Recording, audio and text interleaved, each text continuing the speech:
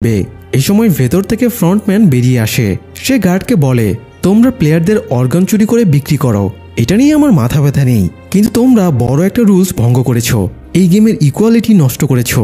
এই গেমের সবচেয়ে বড় আদর্শের জায়গা হলো এখানে সবাইকে সমান সুযোগ দেওয়া হয়, অথচ তুমি ডাক্তারকে ইনফরমেশন দিয়ে এই ইকুয়ালিটি নষ্ট করেছো। এই বলে ফ্রন্টম্যান গার্ডকে মেরে ফেলে। সেই সাথে অন্যান্য গার্ডেরা ডাক্তার বিয়ঙ্গিকেও মেরে ফেলে। একটু পরে ফ্রন্টম্যান বাকি দুজন মৃত গার্ডের ব্যাপারেও জেনে যায়, এমনকি এটাও জেনে যায় 29 নম্বর গার্ডটাকে দেখা যাচ্ছে না। এই 29 নম্বর গার্ডের আইডেন্টিটি জুনহোর কাছে ছিল। ফ্রন্টম্যান মৃত গার্ডের শরীর থেকে বুলেট বের করে দেখে এই বুলেটে যে গান ব্যবহার করা হয় সেই ধরনের গান এখানে ইউজ করা হয় না। তাই সে বুঝে যায় বহিরাগত কেউ এখানে প্রবেশ করেছে, তাই সে তাকে খুঁজে বের করতে বলে। এদিকে জুনহো ততক্ষণে ফ্রন্টম্যানের ঘরে পৌঁছে গিয়েছিল। সে প্লেয়ারদের রেকর্ড বই খুলে তার ভাইকে খুঁজতে শুরু করে, কিন্তু প্লেয়ারদের মধ্যে তাকে খুঁজে পাওয়া যায় না। এবার সে বিভিন্ন বছরে এই গেমে যারা উইনার হয়েছে তাদের লিস্ট বের করে। সে হঠাৎ 2015 সালের উইনার হিসেবে তার ভাইয়ের নাম দেখতে পায়। তার ভাইয়ের প্লেয়ার নম্বর ছিল 132। সে কনফার্ম হওয়ার জন্য 2015 সালের প্লেয়ার রেকর্ড থেকে 132 নম্বর লিস্ট বের করে এবং দেখে তার ভাই সত্যি 2015 সালের স্কুইড গেমের উইনার ছিল। এদিকে ফ্রন্টম্যানের নির্দেশে সব প্লেয়ারকে ঘুম থেকে তুলে দেওয়া হয়। তারপরে তাদেরকে চতুর্থ রাউন্ডের জন্য গেম হলে নিয়ে যাওয়া হয়। তবে গেম শুরুর আগে তাদেরকে রুলস ভঙ্গ করা সব গার্ডদের এবং ডাক্তার বিয়ঙ্গিকে দেখানো হয়। এদের সবাইকে গলায় দড়ি দিয়ে ঝুলিয়ে রাখা হয়েছিল। প্লেয়ারদের জানানো হয় এরা সবাই রুলস ভেঙেছিল, তাই তাদেরকে শাস্তি দেওয়া হয়েছে। এখানে গার্ড হোক বা প্লেয়ার, সবার জন্য সমান শাস্তি। এখানে সবাইকে সম অধিকারের চোখেই দেখা হয়। তো এরপরে সব প্লেয়ারকে গেম হলে ঢুকানো হয়। তাদেরকে অ্যানাউন্সমেন্টে বলা হয় এবার প্রত্যেকের 2 জনের টিম বানাতে হবে। এবারে খেলাটা জোড়ায় জোড়ায় খেলা হবে। পার্টনার চুজ করার জন্য সবাইকে 10 মিনিট সময় দেওয়া হয়। প্রায় সবাই নিজেদের পার্টনার সিলেক্ট করে ফেলেছিল, তবুও গিহান নিজের পার্টনার ম্যানেজ করতে পেরেছিল না। এরই মধ্যে সে একজনের কাছে জানতে পারে ডাক্তার বিয়ঙ্গি মরে যাওয়ার পরে এখন মোট প্লেয়ার আছে 39 জন। তাই সবাই জোড়া বানানোর পরে লাস্ট একজন কোনো পার্টনার পাবে না, তাকে হয়তো খেলা শুরুর আগেই মেরে ফেলা হবে। এটা শুনে গিহান বৃদ্ধ ইলনামের দিকে খেয়াল করে। সবচেয়ে দুর্বল প্লেয়ার হওয়ায় তাকে কেউই পার্টনার বানাতে চাইছিল না। সে একা এক কোনায় বসেছিল। এটা দেখে গিহানের খারাপ লাগে, তাই সে ইলনামকেই নিজের পার্টনার বানিয়ে নেয়। ইতিমধ্যে পার্টনার চুজ করার জন্য নির্ধারিত টাইম শেষ হয়ে যায়। লাস্টে দেখা যায় মিনিও কোনো পার্টনার পায়নি, তাই গার্ডেরা তাকে সরিয়ে অন্য কোথাও নিয়ে যায়। তার সাথে কি ঘটে সেটা আমরা পরে জানতে পারবো। আপাতত খেলার দিকে ফোকাস করি। তো জোড়া কমপ্লিট হয়ে যাওয়ার পরে সব প্লেয়ারকে একটা করে মিনি ব্যাগ দেওয়া হয়। এই মিনি ব্যাগের ভেতরে 10টা করে মার্বেল ছিল। এর পরের অ্যানাউন্সমেন্ট শুনেই সবাই আপসেট হয়ে যায়, কারণ এই গেমের রুলস হলো সবাইকে তার পার্টনারের সাথে এই মার্বেলগুলো দিয়ে খেলতে হবে। যে পার্টনারের 10টি মার্বেল নিয়ে নিতে পারবে সে এই খেলায় জিতে যাবে। পার্টনার চুজের সময়ে কেউ ধারণাও করতে পারেনি এরকম পরিস্থিতিতে তাদের পড়তে হবে। এজন্য সবাই তাদের নিজেদের পছন্দের মানুষকে পার্টনার হিসেবে চুজ করেছিল। তাদের মধ্যে একজোড়া স্বামী স্ত্রীও ছিল। তারা অসহায়ভাবে একে অপরের দিকে তাকায়, কারণ এই গেমের শেষে তাদের একজনকে মরে যেতে হবে। যাই হোক, এখন তো আর কিছুই করার নেই। খেলাটা শেষ করার জন্য 30 মিনিট সময় দেওয়া হয়। তাই সবাই নিজেদের পার্টনারের সাথে খেলা শুরু করে। সমস্যা হয়ে যায় বৃদ্ধ ইলনামকে নিয়ে। মাথায় টিউমার আর ডিমেনশিয়ার কারণে সে খেলার কথা ভুলে যায়। সে বারবার বাড়ি যাব করতে থাকে। গিহান তাকে বোঝাতে গিয়ে মাথা খারাপ হয়ে যায়। এক পর্যায়ে শান্তশিষ্ট গিহানও চিল্লাপাল্লা শুরু করে দেয়। এদিকে সাংউ জোড়া বেঁধেছিল আলী আব্দুলের সাথে। তারা দুজনে খেলার এক পর্যায়ে আলী আব্দুল ভাগ্যক্রমে সাংউর 9টা মার্বেল জিতে নেয়। তখন সাংউ আলী আব্দুলের সাথে ছলনার আশ্রয় নেয়। সে আলী আব্দুলকে বোঝায় তারা এভাবে একজন না মরে প্ল্যান খাটিয়ে দুজনেই বেঁচে থাকতে পারবে। এখানে খেলা শেষ করার জন্য 30 মিনিট সময় দেওয়া হয়েছে। কোনো টিম হয়তো এই টাইমে খেলা শেষ করতে পারবে না, তাই তাদের জয় পরাজয়ও নির্ধারিত হবে না। তখন হয়তো এই টিমগুলোর মধ্যে আবারও খেলা হবে। যদি এমন ঘটে তাহলে তারা দুজনে গ্রুপ হয়ে অন্য টিমের বিপক্ষে খেলে দুজনেই বেঁচে যাবে। আলী আব্দুল সাংউর কথা পুরোপুরি বিশ্বাস করতে পারছিল না ঠিকই, কিন্তু সাংউ তাকে একাধিকবার হেল্প করেছে, তাই সে সাংউকে এবার ভরসা করে নেয়। সাংউ আলী আব্দুলকে বলে দুর্বল কোনো টিম খুঁজে বের করতে। তো টিম খুঁজতে যাবার আগে কৌশলে সে আলী আব্দুলের মার্বেলের ব্যাগটা নিজের ব্যাগের সাথে বদলে দেয়। আলী আব্দুল কিছুই বুঝতে পারে না, কারণ ব্যাগের ভেতরে সাংউ ছোট ছোট পাথর ঢুকিয়ে দিয়েছিল, যেগুলো মার্বেলের মতো ভারী ছিল। আর এভাবে যেহেতু সাংউ আলী আব্দুলের কাছ থেকে সব মার্বেল নিয়ে নিয়েছিল, তাই আলী আব্দুল হেরে যায় এবং গার্ডেরা তাকে মেরে ফেলে।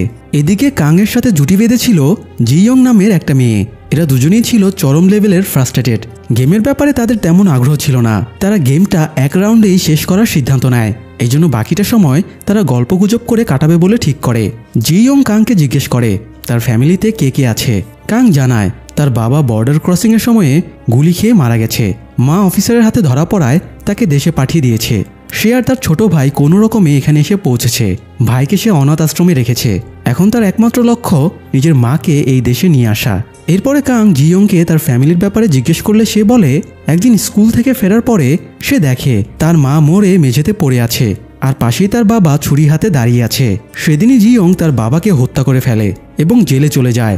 জেল থেকে বেরিয়ে সে এখানে চলে এসেছে কারণ তার জীবনের আর কোনো লক্ষ্য বেঁচে নেই। কথায় কথায় সময় শেষের দিকে চলে এসেছিল, তো তারা খেলার সিদ্ধান্ত নেয়। কিন্তু খেলার সময় জিয়ং ইচ্ছে করেই কাংকে জিতিয়ে দেয়। তারপরে বলে কাংয়ের এখনও অনেক কাজ বাকি আছে, তার জন্য অনেকেই পথ চেয়ে আছে, কিন্তু জিয়ংয়ের জন্য কেউ পথ চেয়ে বসে নেই। সে কার জন্যই বা বাঁচবে। তো এরপরে গার্ড জিয়ংকে মেরে ফেলে। এদিকে অনেক বোঝানোর পরে গিহান বৃদ্ধ ইলনামকে খেলতে বসায়। খেলার এক পর্যায়ে ইলনাম গিহানের 9টা মার্বেল জিতে যায়। তখন পরিস্থিতি বিবেচনায় গিহানও প্রতারণার আশ্রয় নেয়। সে ইলনামের ডিমেনশিয়ার সুযোগ নিয়ে তার সব মার্বেল জিতে নেয়। যদিও কাজটা করতে গিয়ে গিহানের খুব খারাপ লাগছিল, কিন্তু এই অবস্থায় নিজের ছাড়া আর কারো কথা ভাবার সুযোগই বা কই। সবাই তো আর জিয়ংয়ের মতো না। যাই হোক, গিহান যখন গার্ডের কাছে মার্বেল জমা দিতে যাবে তখন দেখা যায় ইলনাম একটা মার্বেল তখনও লুকিয়ে রেখেছিল। সে মার্বেলটা নিয়ে উঠে চলে যায়। গিহান আবারও তার পেছনে ছুটে গিয়ে তাকে বোঝানোর চেষ্টা করে গেম এখনও শেষ হয়ে যায়নি, সে যেন খেলা চালিয়ে যায়। তখন ইলনাম বলে গিহান যদি ইলনামের একটা মার্বেলের বিনিময়ে নিজের সবগুলো মার্বেল বাজিতে লাগায় তবেই ইলনাম খেলবে। এটা শুনে গিহান রেগে গিয়ে বলে একটা মার্বেলের জন্য আমার সবগুলো মার্বেল বাজিতে লাগিয়ে দেব? আমি কি বলদ নাকি? এটা অন্যায়। তখন ইলনাম বলে ওঠে এতক্ষণ যে আমাকে বলদ বানিয়ে তুমি আমার সবগুলো মার্বেল হাতিয়ে নিচ্ছিলে, সেটা কেমন ন্যায় ছিল? কথাটা শুনে গিহান হকচকিয়ে যায়। আসলে ইলনাম এতক্ষণে হুঁশিয়েছিল, সেসব ভুলে যাওয়ার ভান করে টেস্ট করছিল। শেষ পর্যন্ত গিহান কি করে? গিহান লজ্জায় নিজের মাথাটা নামিয়ে রাখে। ইলনাম তার কাছে থাকা লাস্ট মার্বেলটা গিহানের হাতে তুলে দেয়। তারপরে তাকে জড়িয়ে ধরে সবকিছুর জন্য ধন্যবাদ জানায়। গিহান লজ্জা, ঘেন্না, অপরাধবোধের কারণে সেখান থেকে কাঁদতে কাঁদতে চলে যায়। এরপরে একটা গুলির শব্দ শোনা যায় এবং চতুর্থ রাউন্ডটা এখানেই শেষ হয়ে যায়। ফ্রন্টম্যান আড়ালে থেকে পুরো গেমটা এতক্ষণ পর্যবেক্ষণ করছিল। গেম শেষ হলে সে গার্ডদের আবারও ফোন দিয়ে জিজ্ঞেস করে বহিরাগতকে পাওয়া গেছে কিনা। গার্ডেরা জানায় তাকে এখনও পাওয়া যায়নি। ফ্রন্টম্যান তাকে দ্রুত খুঁজে বের করতে নির্দেশ দেয়, কারণ একটু পরে ভিআইপিরা এখানে আসবে। তখন সে এখানে কোনো ঝামেলা চায় না। যাই হোক, এদিকে প্লেয়ারেরা গণরুমে ফিরে আসে। তারা ভেতরে ঢুকেই দেখে মিনিউ আরামে শুয়ে আছে। মিনিউ জোড়া না পেলেও যেহেতু সে গেমের কোনো রুলস ভাঙেনি, তাই কোনো গেম ছাড়াই সে চতুর্থ রাউন্ড পাস করে গেছে। অন্যদিকে ফ্রন্টম্যান তার রুমে ফিরে যায়। এ সময় তার ল্যান্ডলাইনে কারো ফোন আসে। ফোনটা রিসিভ করার সময় সে বুঝে যায় কেউ তার রিসিভারটা একটু আগে তুলেছিল, কারণ সে যেভাবে রিসিভারটা রেখেছিল এখন সেটা অন্যভাবে রাখা আছে। তাই সে নিজের গান বের করে এখন রুমের ভেতরে খুঁজতে থাকে এবং বলে এখানে যে লুকিয়ে আছো সে বেরিয়ে এসো। আমি জানি তুমি একজন পুলিশ অফিসার, কারণ গার্ডদের শরীরে যে বুলেট পাওয়া গেছে সেটা M60 রিভলভারের। এই ধরনের রিভলভার কোরিয়ান পুলিশ অফিসাররা ইউজ করে। ফ্রন্টম্যান নিজের মতো করে কথা বলেই যায়, কিন্তু কোনো প্রতিউত্তর আসে না। এরপরে সে পাশের একটা রেকর্ডস রুমে ঢুকে পড়ে। জুনহো সেখানেই লুকিয়েছিল। ফ্রন্টম্যান তাকে প্রায় ডিটেক্ট করেই ফেলেছিল। তখনই তার কাছে গার্ডদের ফোন আসে এবং জানায় তারা একটা ডেড বডি খুঁজে পেয়েছে। ফ্রন্টম্যান দ্রুত সেখানে যাবার জন্য বেরিয়ে যায়। তাই এই যাত্রায় জুনহো ধরা পড়ার থেকে বেঁচে যায়। এদিকে ইলনামের জন্য গিহান খুব মন খারাপ করছিল। সাংহু তাকে সান্ত্বনা দিয়ে বলে তোর পার্টনার তো ছিল একজন অপরিচিত বৃদ্ধ লোক, কিন্তু ওইখানে ওই লোকটাকে দেখ, লোকটার পার্টনার ছিল তার নিজেরই স্ত্রী। সে এইমাত্র নিজের স্ত্রীকে মৃত্যুর মুখে রেখে এসেছে। গিহান বিস্মিত হয়ে লোকটার দিকে তাকিয়ে থাকে। লোকটা অনুশোচনায় কপাল চাপড়াচ্ছিল যে সে এখানে কেন এলো। টাকার লোভে এসে এখন তার সবই হারাতে হলো। যাই হোক, অন্যদিকে ফ্রন্টম্যান সমুদ্রের ধারে গিয়ে লাশটা দেখতে পায়। এটা মূলত সেই গার্ডটা জুনহো যাকে মেরে তার ড্রেস এবং মাস্ক পরে দ্বীপে ঢুকেছিল। গার্ডের পকেটে জুনহো তার সার্ভিস আইডি কার্ড ঢুকিয়ে দিয়েছিল, তো ফ্রন্টম্যান আইডি কার্ডটাও পেয়ে যায়। এরই মধ্যে তার কাছে ফোন আসে এবং জানানো হয় ভিআইপিরা চলে এসেছে। তাই ফ্রন্টম্যান দ্রুত দ্বীপে তার বসের কাছে ফিরে যায়। ফ্রন্টম্যানের বস একদম অন্য ধরনের স্পেশাল একটা মাস্ক পরে বসেছিল। ইনি মূলত স্কুইড গেমের হোস্ট ছিলেন। পুরো গেমের আয়োজনটা তিনিই করেছেন। ফ্রন্টম্যান বসকে জানায় ভিআইপিরা চলে এসেছে।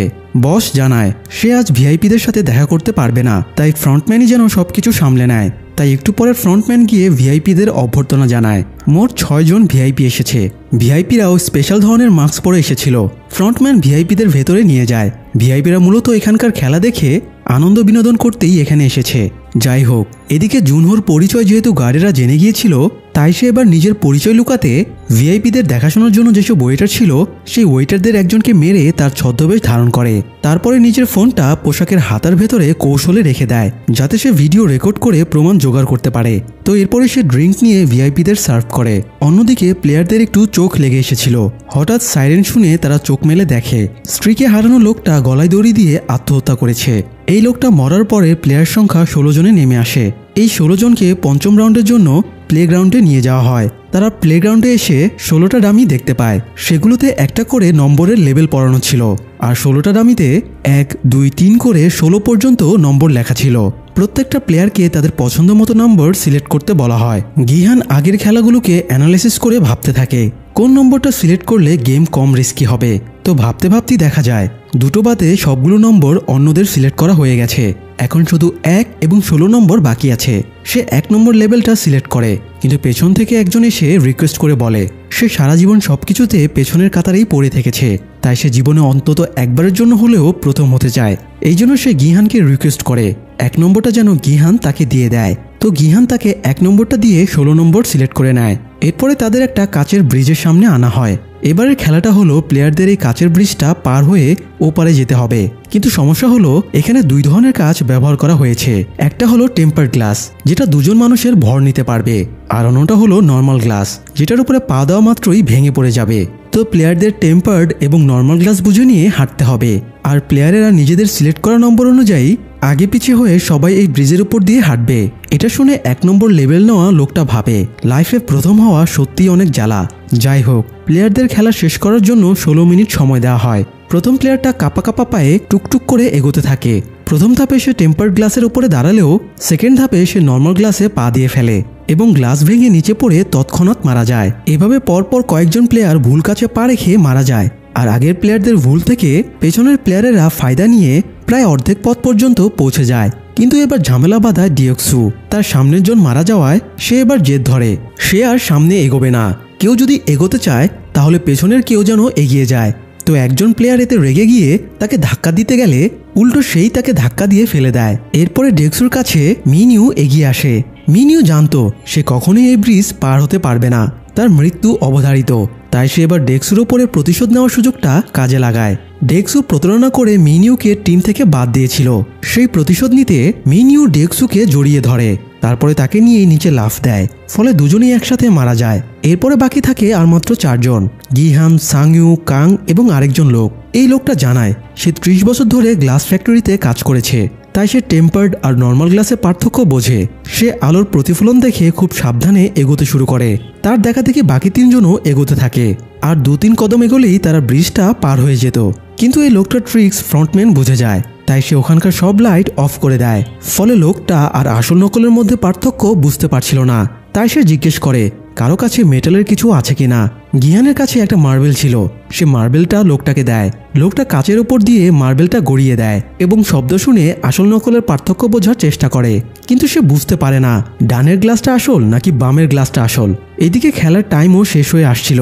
এই সময় সাংউ একটা নির্মম কাজ করে ফেলে, সে লোকটাকে ধাক্কা দিয়ে ফেলে দেয়। এতে লোকটা নর্মাল গ্লাসের উপরে পড়ায় সেটা ভেঙে নিচে পড়ে যায়, আর সাংউ বাকি 2টো ধাপ ইজিলি পার হয়ে যায়। তার দেখা দেখি গিহান আর কাংও সময় শেষ হবার 1 মুহূর্ত আগে ওপারে পৌঁছে যায়, আর টাইম শেষ হওয়া মাত্রই গ্লাসের ব্রিজটা বিস্ফোরিত হয়। বিস্ফোরণের কাজ চারিদিকে ছড়িয়ে পড়ায় তারা 3 জনই কম বেশি আহত হয়। এদিকে জুনহোকে একজন ভিআইপি ভেতরের রুমে নিয়ে গিয়ে মাতাল অবস্থায় উল্টাপাল্টা কিছু করার চেষ্টা করছিল। তখন জুনহো তার দিকে গান পয়েন্ট করে এবং তার ভিডিও করে নেয়। এরপরে তাকে অজ্ঞান করে দিয়ে পালিয়ে যায়। এই ব্যাপারটা ফ্রন্টম্যান শোনা মাত্রই ছুটে সেখানে যায়। এরপর সে জুনহোকে খুঁজতে শুরু করে এবং দেখে এখানকার সিক্রেট সুড়ঙ্গ দিয়ে জুনহো পালিয়ে যাচ্ছে। জুনহো সেখান থেকে বেরিয়ে একটা অক্সিজেন সিলিন্ডার নিয়ে সমুদ্রের মধ্যে ঝাঁপিয়ে পড়ে। তাকে ধরতে ফ্রন্টম্যান এবং গার্ডেরাও ট্রলার নিয়ে সমুদ্রে নেমে পড়ে। জুনহো সমুদ্রের পাশের একটা পাড়ে উঠে আড়ালে লুকিয়ে পড়ে। সে তার ঊর্ধ্বতন কর্মকর্তাকে ফোন দিয়ে এখানে ব্যাকআপ পাঠাতে বলে। নেটওয়ার্কে ঝামেলা দিচ্ছিল, তাই সে তার ফোনে রেকর্ড করা সব ফটো ভিডিও থানায় পাঠিয়ে দেয়। কিন্তু সমস্যা হলো এখানে নেটওয়ার্ক প্রায় ছিলই না। 1 মুহূর্তের জন্য নেটওয়ার্ক এসে আবার হারিয়ে যাচ্ছিল, তাই এভিডেন্সগুলো সেন্ড হচ্ছিল না। এর মধ্যে আবার ফ্রন্টম্যান গার্ডদের নিয়ে সেখানেও পৌঁছে যায়, তাই জুনহো পালানোর চেষ্টা করে। কিন্তু এক পর্যায়ে সে একটা টিলার উপরে এসে দাঁড়ায়। সামনে এগোনোর আর পথ নেই, সামনে শুধুই মহাসমুদ্র। তাই গার্ডেরা তাকে ধরে ফেলে। জুনহো গান বের করে অ্যালার্ট করে দেয়, কেউ তার কাছে আসলে সে গুলি করবে। এ সময় ফ্রন্টম্যান এগিয়ে আসে এবং জুনহোকে শান্ত করার চেষ্টা করে। সে জুনহোকে তার সাথে আসতে বলে, বিনিময়ে সে জুনহোকে বাঁচার সুযোগ দেবে। জুনহো তার কথা না শুনে তাকে গুলি চালিয়ে দেয়। গুলিটা ফ্রন্টম্যানের কাঁধে লাগে, তবুও ফ্রন্টম্যান কিছুই বলে না। সে এবার নিজের মাস্কটা খুলে ফেলে। ফ্রন্টম্যানকে দেখে জুনহো তাজ্জব হয়ে যায়। এই ফ্রন্টম্যানই হলো জুনহোর হারানো ভাই ইনহো, যার খোঁজে সে এখানে এসেছিল। জুনহো ফ্রন্টম্যানের কথা না শোনায় বাধ্য হয়ে ফ্রন্টম্যান তাকে গুলি চালায়। গুলি খেয়ে জুনহো সমুদ্রের মাঝে পড়ে যায়। এদিকে রুমে ফিরে এসে গিহান সাংহুর সাথে একটু ঝামেলা বাঁধিয়ে দেয়। সাংহু ওইভাবে স্বার্থপরের মতো লোকটাকে ধাক্কা দিয়ে ফেলে দিল। এটা গিহান মেনে নিতে পারছিল না। লোকটাকে মুভ করার সুযোগ দেওয়া উচিত ছিল, হয়তো সে সঠিক গ্লাসের উপরেই মুভ করত। তো এই ব্যাপারটা নিয়ে দুজনের আদর্শের লড়াই শুরু হয়ে যায়। এ সময় কয়েকজন গার্ড বক্স সাথে সেখানে চলে আসে। গার্ডেরা তাদের বক্সগুলো দিয়ে দ্রুত রেডি হয়ে নিতে বলে। কাং ফ্রেশ হবার জন্য ওয়াশরুমে ঢোকে। তার পেটে একটা বড় কাচের টুকরো ঢুকে গিয়েছিল। সে অনেক কষ্টে সেটা বের করে। নিজের জামা ছিঁড়ে ক্ষতটা বেঁধে সে রক্তপাত বন্ধ করার চেষ্টা করে। গার্ডেরা বক্সের ভেতরে সুন্দর পরিচ্ছন্ন ড্রেস দিয়েছিল। সবাই সেই ড্রেস পরে পরিপাটি হয়ে ডিনার টেবিলে আসে। তারা তিনজন ফাইনাল রাউন্ডে পৌঁছে যাওয়ায় তাদেরকে অভিনন্দন জানানো হয়। এরপরে তাদেরকে ভালো খাবার খেতে দেওয়া হয়। অনেকদিন পরে তারা তৃপ্তি করে খাবার খায়। খাওয়া শেষ হলে গার্ডেরা প্লেট বাটি সবকিছুই নিয়ে যায়, শুধু ছুরিটা সেখানে রেখে যায়। এটা দেখে তিনজনই পরবর্তী গেমের ব্যাপারে আন্দাজ করতে পারে। তারা নিজেদের ছুরি নিয়ে রুমে ফিরে আসে এবং চুপচাপ বসে থাকে। কিছুক্ষণ পরে গিহান কাংয়ের কাছে যায়। কাং সতর্ক হয়ে নিজের ছুরিটা বের করে। তখন গিহান বলে, আমি চাইলে তোমাকে আগেই মেরে ফেলতে পারতাম, আমি তোমাকে মারতে আসিনি। আমি ছুরিটা সাংহুর কাছ থেকে নিজেকে প্রোটেক্ট করার জন্য নিয়ে এসেছিলাম। সাংহুকে আমি আর এক বিন্দুও বিশ্বাস করি না। এরপরে গিহান ছুরিটা নিজের পকেটে ঢুকিয়ে কাংকে জিজ্ঞেস করে তার কোনো সমস্যা হয়েছে কিনা, তাকে কেমন যেন দুর্বল দেখাচ্ছে। কাং নিজের ইনজুরির কথা স্বীকার করে না। গিহান বলে তারা দুজনে টিম বানিয়ে সাংহুকে হারিয়ে দেবে, তারপরে এখানকার টাকাগুলো দুটো ভাগে জিতে নিয়ে বাড়ি ফিরে যাবে। কাং জিজ্ঞেস করে এত টাকা দিয়ে গিহান কি করবে। গিহান জানায় সে প্রথমে নিজের ধার বাকি শোধ করবে, এরপরে মায়ের জন্য মার্কেটে বড় একটা দোকান বানাবে, আর সবশেষে সে একজন আদর্শ বাবা হয়ে উঠবে। এরপর গিহান কাংকে জিজ্ঞেস করে সে টাকা দিয়ে কি করবে। কাং জানায় সে তার ছোট ভাইকে অনাথ আশ্রমে রেখে এসেছে এবং তাকে প্রমিস করেছে যেদিন সে নিজেদের জন্য বাড়ি কিনতে পারবে সেদিন তাকে ফিরিয়ে আনবে।